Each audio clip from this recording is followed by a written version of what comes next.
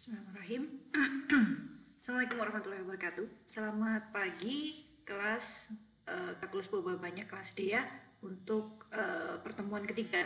Ini harusnya saya buat atau saya rekam video pembelajarannya minggu kemarin. Mohon maaf ya, jadi karena banyak urusan di minggu kemarin, jadi memang baru sempat saya bikin video pembelajaran karena saya yang terlambat untuk memberikan video pembelajaran. Jadi yang seharusnya pertemuan keempat di minggu ini kita ada kuis ya, saya undur kuisnya minggu depan ya, karena kesalahannya ada di saya bukan ada di kalian. Oke, jadi materinya terkait dengan turunan fungsi dua variabel. Kalau sebelumnya di pertemuan pertama saya beri beberapa introduction gitu ya, pengenalan tentang kalkulus berubah banyak, kalkulus dengan beberapa variabel. Di pertemuan kedua kita sudah masuk ke limit dan ke kontinuan dari fungsi dua variabel. Artinya itu perumuman dari fungsi yang satu variabel. Sekarang kita masuk ke turunan fungsi dua variabel. Kalau kalian ingat lagi di kalkulus, turunan itu sebetulnya definisinya bisa kita dekati dengan menggunakan limit ya. Turunan itu limit limit H menuju 0, ya silakan dibuka lagi dah. Limit H menuju 0 dari fx plus H0 min fx per H gitu ya, sama dengan turunannya gitu ya. Itu definisi dari turunan fungsi dua variabel gitu ya. Jadi kalau konsep limitnya saja belum paham, untuk masuk ke konsep turunan akan agak sulit. Nah, ini juga akan berkaitan dengan pemahaman kalian di konsep turunan satu variabel. Dibuka lagi catatannya di kalkulus 1, kalkulus 2 terkait dengan turunan fungsi satu variabel. Jadi kalian nanti masuk ke materi turunan fungsi dua variabel itu lebih kuat gitu ya fondasi pemahamannya. Oke, saya cek dulu, saya suka keliru. Oke, sudah merekam. Ya, jadi sebetulnya fungsi dua variabel itu kaitannya adalah bentuknya. Kalau satu variabel kalian punya x dan y gitu ya, y-nya itu jadi fungsi terhadap x, itu akan jadi dimensi 2. Kalau saya punya sekarang x dan y-nya adalah variabel yang bebas, sehingga x, y-nya bebas, maka saya harus punya satu variabel lagi, saya sebut z gitu ya. Z yang sama dengan fungsi dari X dan Y. Nah, ini Z itu sebetulnya kalau digambarkan jadi, sekarang kita punya tiga variabel ya, variabel X, variabel Y, dan variabel Z. Jadi kalian bisa bayangkan kalian berada di sebuah ruang berdimensi 3 gitu ya, berdimensi kamar lah, atau kalian sekarang berada di kamar. Nah, itu di dalam kamar itu ada sumbu X, sumbu Y, dan ada tingginya, tinggi kamar. Jadi panjang kamar itu X, lebarnya itu Y, dan tingginya adalah Z gitu ya. Nah, Z itu menyatakan titik yang ada di titik ketinggiannya gitu. Jadi kalau kalian berada di dalam kamar, kalau kalian pas di tengah-tengah kamar, itu kalian bisa mengkoordinatkan diri kalian sendiri. Saya ini kalau di dalam kamar, kalau 0-0-nya adalah pojok ruangan, pojok kamar saya, maka koordinat saya berada di sini adalah sekian, sekian, sekian. Ya, ketinggiannya biasanya 0. Karena kalau ketinggiannya tidak, biasanya kita anggap sumbu 0 itu adalah tanah gitu ya. Kalau kalian menganggapnya ketinggian saya berarti koordinatnya sekian, katakan 1,1,0 gitu ya. Boleh nggak Bu, kalau ketinggiannya 1,1,1 gimana? Ya berarti kalian ngawang gitu ya. Apa melayang-layang gitu di tengah kamar gitu. Ya seperti itulah. Jadi Z itu sebetulnya ketinggian dari posisi sekarang. Gampangannya di implementasi kesehariannya seperti itu. Jadi X, Y, dan Z gitu ya. 3 dimensi. Dimensi ini masih kita bicara dimensi ruang ya. Kita belum masuk ke dimensi yang tidak terlihat, seperti kita punya dimensi waktu, itu kan juga berjalan, bisa maju, bisa mundur, bisa negatif, bisa positif, bisa 0 gitu ya. Itu kita belum ngomong di situ. Jadi ini kita anggapnya adalah di sebuah ruang di mana domain spasialnya itu ada 3. Domain ruangnya itu ada X, Y, dan Z gitu. Nah, biasanya bentuk umum persamaan atau permukaan itu AX plus BY plus CZ sama dengan D, yang menyatakan bidang di ruang. Nah, ini hati-hati, ini pangkatnya pangkat 1 ya. Pangkat 1 artinya dia bentuknya linear. Kalau tanpa CZ, nah ini kalau ininya 0, ini kalian anggap 0 yang di sebelah sini, maka saya punya AX plus BY sama dengan D. Jelas ya, itu adalah bidang yang Z-nya sama dengan 0. Kalau ininya saya anggap 0, berarti bidang ketika Y-nya sama dengan 0, ini saya anggap 0, berarti bidang ketika X-nya sama dengan 0. Jadi dia akan, kalau CZ-nya tadi 0, Z-nya 0, itu dia akan sejajar dengan bidang ini saya nggak bisa pakai pointer ya. Oke, saya nggak bisa ngeliat di sini. Sejajar dengan bidang XY gitu ya. Nah, ini bisa saya tata ulang gitu ya. Tata ulang, dituliskan ulang atau ekuivalen dengan bentuk Z sama dengan D min AX min BY per C. Jadi akan kita bahas kalau bidang seperti ini, Bu, boleh nggak kalau pangkatnya lebih tinggi atau nggak pakai polinom, pakainya pangkat fungsi log, fungsi eksponen, fungsi sin gitu ya, fungsi trigonometri. Boleh, tapi nanti jadinya kita sebutnya bukan bidang gitu. Jadi kalau definisi bidang di matematik itu biasanya bidang datar. Jadi datar gitu ya. Kalau kalian mau pakai fungsi selain fungsi polinom pangkat 1, polinom pangkat 2 saja, itu bentuknya sudah bukan bidang. Dia akan, kita sebutnya lebih ke permukaan gitu. Jadi permukaan itu macam-macam. Jadi bidang itu bagian dari permukaan, sedangkan permukaan itu bentuknya macam-macam. Ada yang lengkungan, ada yang bentuknya kayak gunung gitu ya, ada yang kayak lembah gitu. Jadi macam-macam ya. Tapi kalau bicaranya AX plus B plus C Z sama dengan D, berarti dia adalah bidang.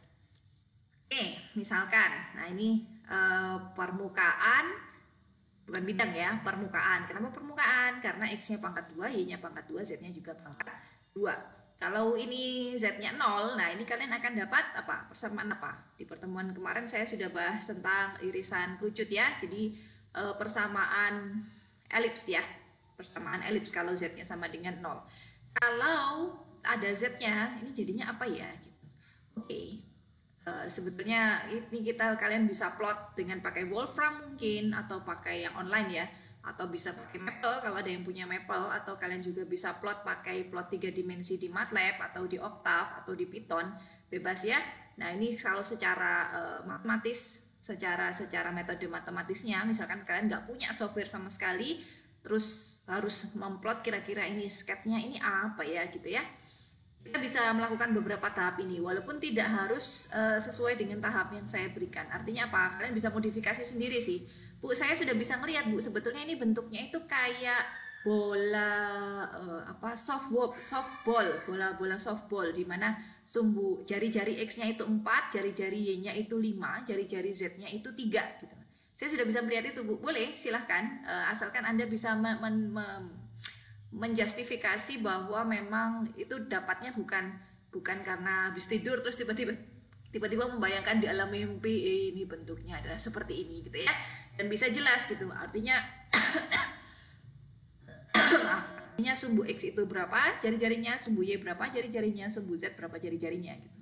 Selama itu bisa didefinisikan atau dideskripsikan dengan baik, saya tidak ada masalah dengan langkah-langkah yang harus dilakukan. Sekalipun ada langkah-langkah juga harus jelas langkahnya kenapa memilih seperti itu ya. Nah ini saya beri satu contoh yang saya lakukan. Misalkan saya buat bahwa ini kelihatan bahwa X kuadrat, Y kuadrat, Z kuadrat. Artinya ketika saya pasang Z-nya negatif pun itu tetap berlaku. Y-nya saya pasang negatif pun tetap berlaku. X-nya saya pasang negatif pun tetap berlaku ya. Artinya apa? Artinya dia simetris terhadap sumbu X, terhadap sumbu Y, dan terhadap sumbu Z gitu ya. Jadi dia pusatnya di 0,0. Kemudian jika dipotong oleh, misalkan saya punya Z-nya ketinggiannya yang K. Oke, maka saya masukkan ke sini, dapatnya yang ini gitu ya. Lalu dicari, dilihat-lihat gitu, 1 min K kuadrat per 9 itu positif ketika K-nya sekian. Artinya, nah ini kan pasti positif ya, yang luar sebelah kiri kan pasti positif. X kuadrat pasti positif, ditambah Y kuadrat juga positif. So, positif ditambah positif, pasti selalu positif. Artinya kita maunya persamaan ini akan terdefinisi ketika 1 min K kuadrat per 9 itu positif. Positifnya terjadi ketika apa? Ketika K-nya itu di antara min 3 dan 3. Nah, berarti Z-nya hanya domain Z-nya atau range, atau kita bilang biasanya Z itu kan fungsi dari X, Y ya. Jadi nilai Z-nya itu berada di antara min 3 dan 3. Nah, sehingga kita peroleh secara formal penulisan matematisnya kan seperti ini ya. Nah, ini itu sebetulnya kalau kita kembalikan dia bentuknya adalah elips ya. Jadi kalian bisa bayangkan elips yang dengan jari-jari yang berbeda di setiap K gitu. Nah ini contoh, ini gambarannya. Kalau yang nggak bisa sulit untuk membayangkan, berimajinasi di kepalanya, dibantu dengan Maple di sini ya. Nah di sini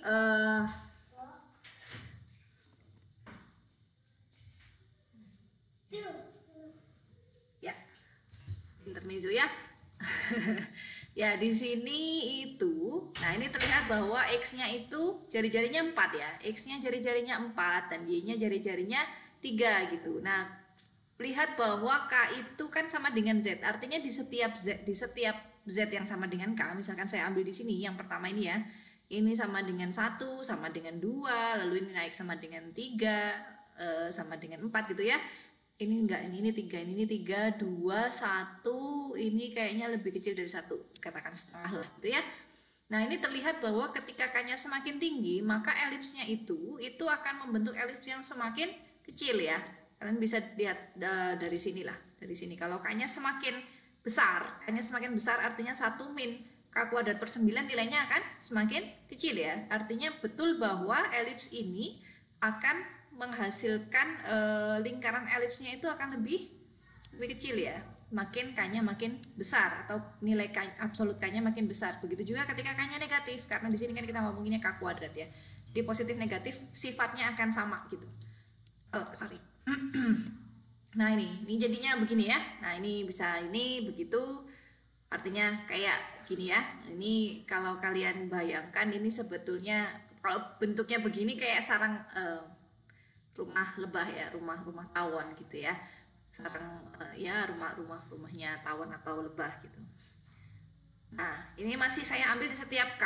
Kemudian untuk sekarang bukan Z yang sama dengan K, saya pasang Y-nya sama dengan K. Kalau Y-nya sama dengan K, saya dapat seperti ini gitu ya.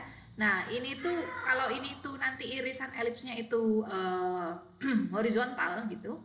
Kalau yang ini berarti sejajar dengan Y sama dengan K. Y-nya kan sumbu Y-nya itu kan yang ini ya. Artinya dia bentuknya begini nih. Nah ini bisa Anda bayangkan si kurva ini tapi diputar elipsnya begini nih. Nah gitu. Jadi elipsnya lebih vertikal gitu ya. Kalau ini horizontal, nanti elipsnya lebih vertikal. Kalau kita gabungkan itu akan membentuk elips. Nah sebetulnya dia.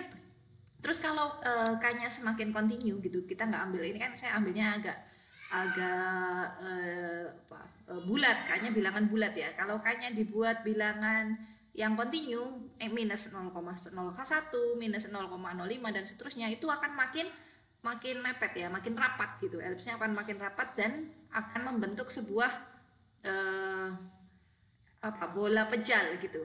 Bola pejal tapi radius X, radius Y, dan radius Z-nya itu berbeda.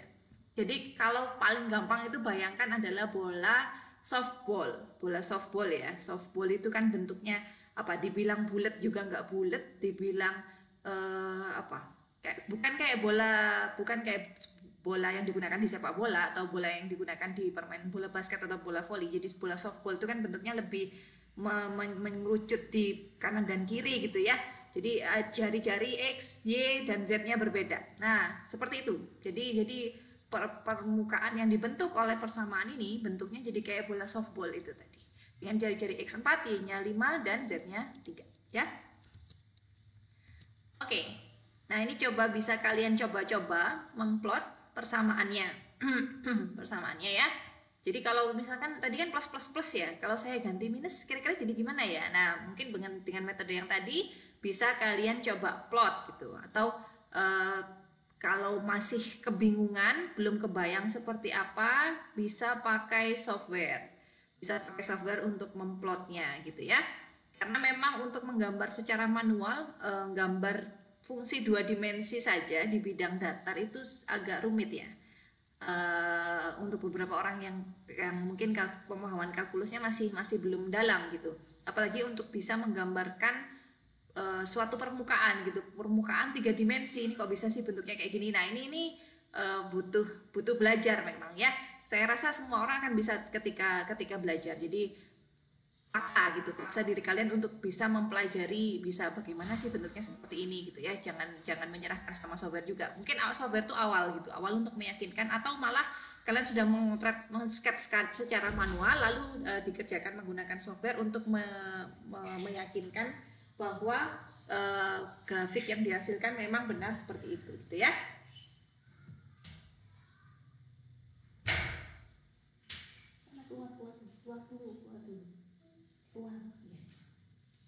Oke, ini bisa dicoba. Bisa dicoba ya, bisa dicoba di tugasnya yang minggu kemarin sudah saya berikan ya di e-learning, bisa dicoba. Ini juga bisa dicoba. Nah, ini oke. X sama dengan 2 ini bisa dicoba-coba. Sebetulnya saya ingin memberi pembahasan sih terkait latihan-latihan itu ya. Sebelum masuk ke konsep. Nah, oke. Ini contoh soal untuk dua variabel. Kalau satu variabel artinya domainnya hanya kita bicarakan di X elemen berapa. X-nya hanya berupa selang bilangan real. Sekarang kalau fungsi kita dua variabel, bayangkan bahwa domain kalian adalah berupa bidang X dan Y.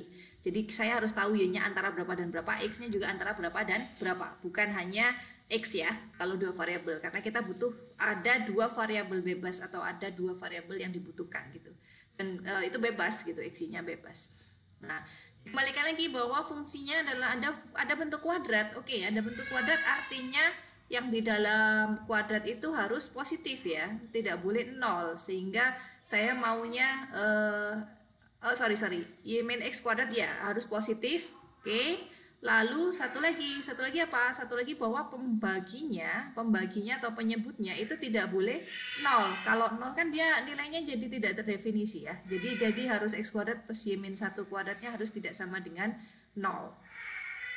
Dapatlah dua daerah, jadi tinggal diiriskan. Ini daerah terdefinisi di mana, ini terdefinisi di mana, jadi dapat daerahnya. Bisa dicoba untuk cobalah 6 ya. Oke, ini yang contoh 3. Nah, ini dibaca saja sebenarnya sudah paham sih. Ini juga bisa dicoba-coba, grafiknya lebih menarik ya. Tampilannya itu sebetulnya secara matematis atau untuk dilihat orang awam itu lebih menarik gitu ya. Oke. Nah, ini Bu, gunanya ini apa sih Bu sebetulnya Bu? Kok asik sih sebetulnya, menarik gitu ya, secara tampilan visual itu kayak nyeni gitu ya. Cuman gunanya sebetulnya apa? Oke. Sebetulnya sudah banyak aplikasi yang kalian lihat sehari-hari, cuman mungkin kalian tidak menyadarinya. Oke, saya tunjukkan satu aplikasi. Nah, ini implementasi, maksud saya implementasi dari kurva ketinggian itu. Ini kita sebutnya kurva ketinggian ya.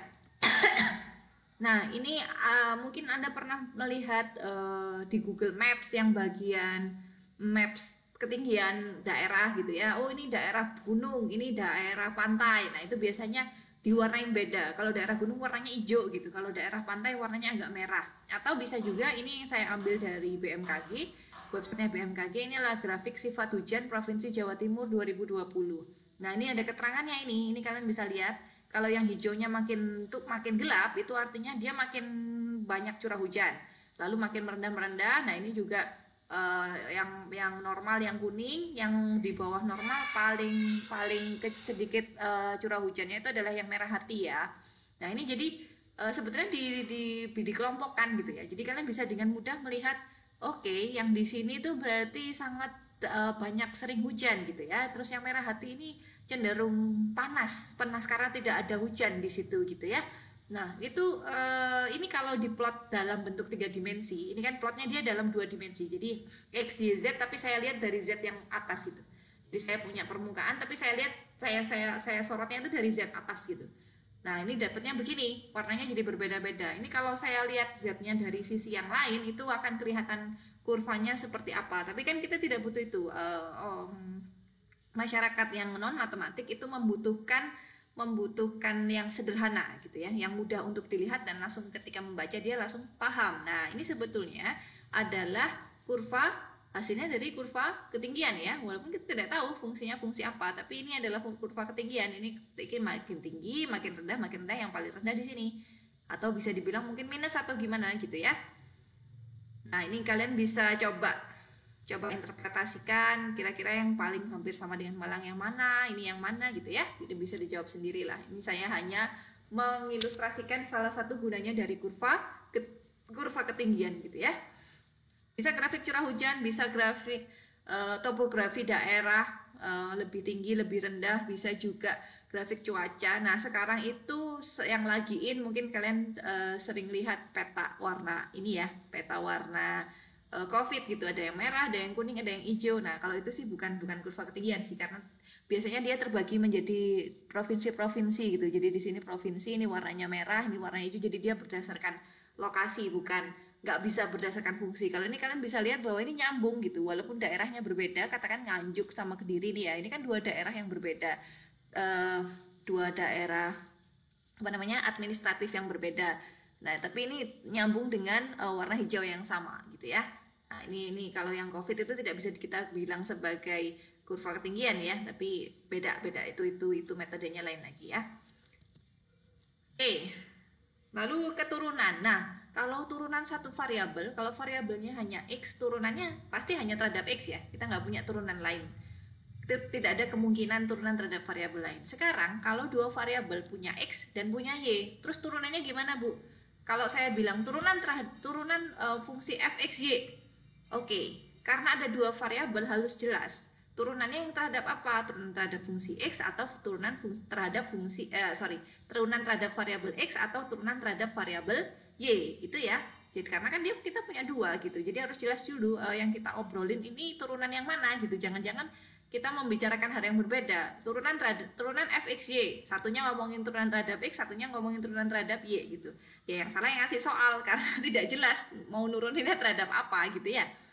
Oke. Misalkan saya punya fx-nya ini, nah berarti kalau saya lihat apa arti dari fx,2? Fx,2 artinya ketika y-nya nilainya 2 ya. Ketika y-nya nilainya 2 artinya kita mencari kurva ketinggian yang sejajar dengan bidang y sama dengan 2 gitu ya. Perpotongan dengan y sama atau perpotongan permukaan ini dengan bidang y sama dengan 2. Kalian bisa tentukan sendiri formulanya, berarti fx,2 sama dengan bla bla bla gitu ya. Lalu apa arti P aksen 1? Dinyatakan dalam temperatur. Nah ini sebenarnya sudah saya jawab di bawah ya.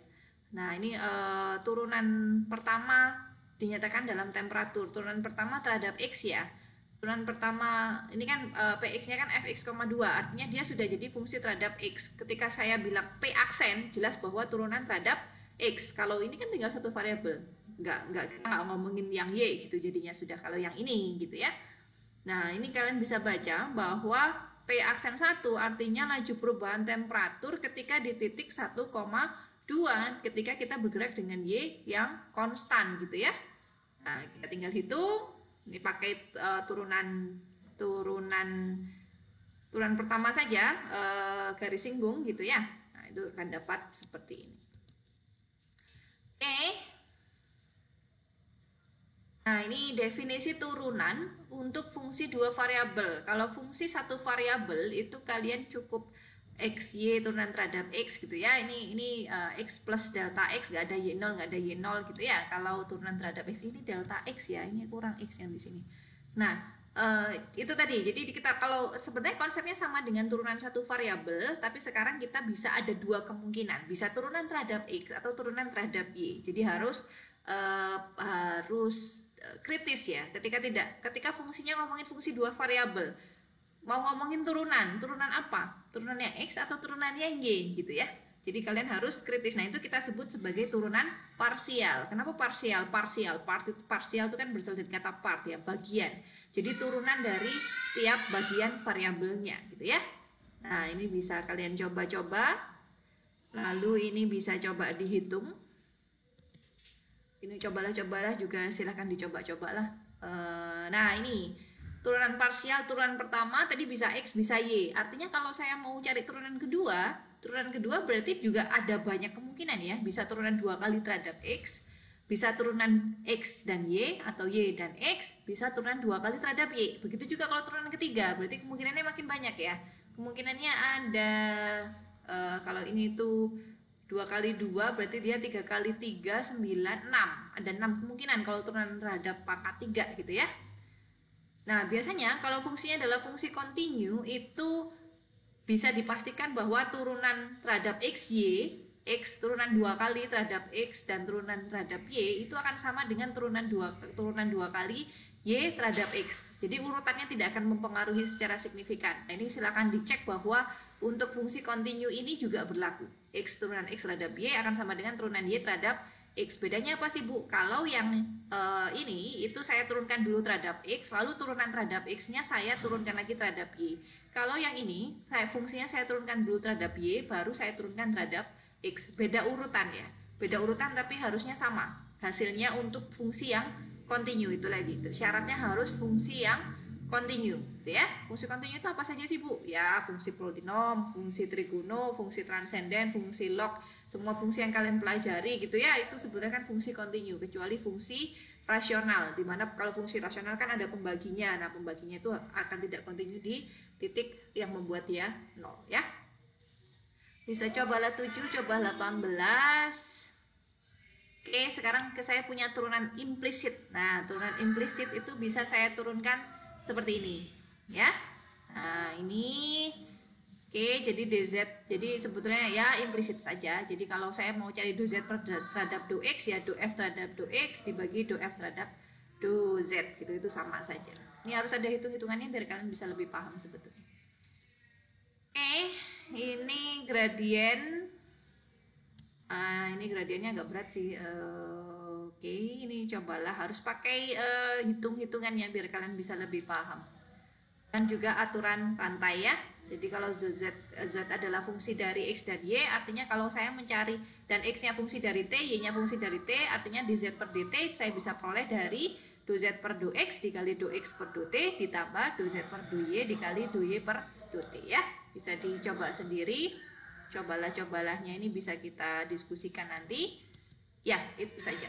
Oke, itu dulu ya materi dari saya untuk video pembelajaran kali ini. Silahkan diikuti.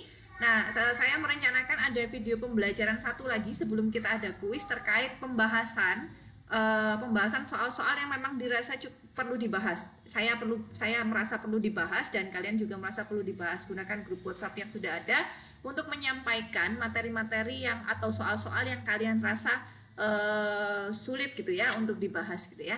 Jangan semua juga, kalau semua nggak akan keburu, dan itu bisa saya bikin video pembelajaran bisa 2 jam sendiri dan nggak akan kalian dengarkan itu video 2 jam itu ya. Jadi biar lebih efisien dan efektif, saya akan memilah-milah soal-soal mana yang kira-kira menarik dan perlu dibahas. Kalau memang ada soal yang ingin kalian bahas juga bisa disampaikan di grup WhatsApp yang sudah kita buat. Jadi saya akan bikin pembahasan dari latihan soal yang materi pertama ya, materi pertama, kedua, dan materi ketiga ini ya. Oke, gitu video pembelajaran untuk pertemuan ketiga kalkulus Purbabanya kali ini. Semoga bisa dipahami dengan baik dan bisa diikuti ya, dan semoga bisa menjadi ilmu yang bermanfaat dan barokah untuk kalian semua. Saya akhiri kuliahnya. Wassalamualaikum warahmatullahi wabarakatuh.